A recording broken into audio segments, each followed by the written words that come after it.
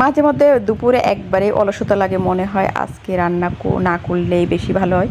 তো এই যে কালকে মাছ নিয়ে আসা হয়েছে, ওখান থেকে আমি কিছু মাছ বের করে নিয়েছি, কচুরলতি দিয়ে রান্না করব আর পাঙাশ মাছটা ঝোল করব মোয়ের জন্য। তো এই যে কিছু মশলা আমি রোদ্রে দিয়েছিলাম, এখানে হলো সরিষা আর হলো জিরা, এলাচ, এগুলো রোদ্রে দিয়েছিলাম বেলকুনিতে। তো উঠিয়ে নিয়ে এসেছি আর আরেকটু রোদ্রে দিব। আর এখানে যে ডিপে আমি কচুরলতি রেখে দিয়েছিলাম। আর এভাবে কেউ কখনো রেখেছেন কিনা অবশ্যই কিন্তু জানাবেন। আমি মাঝে মধ্যে দেখা যায় যে রেখে দিই ওগুলো পরিষ্কার করে, আর ওটা রান্না বসিয়ে দিব। এখানে পেঁয়াজ, রসুন আর সরিষা, জিরা একসাথে নিয়ে নিয়েছি, এটা ব্লেন্ড করব। ব্লেন্ড করে তারপরে হলো কচুরলতিতে দিব আর মাছ ঝোলে দিব। তো প্রথমে একটু পানি দিয়ে দিলাম, অল্প একটু পানি দিয়ে এখন এটা আমি ব্লেন্ড করে নেব সুন্দরভাবে।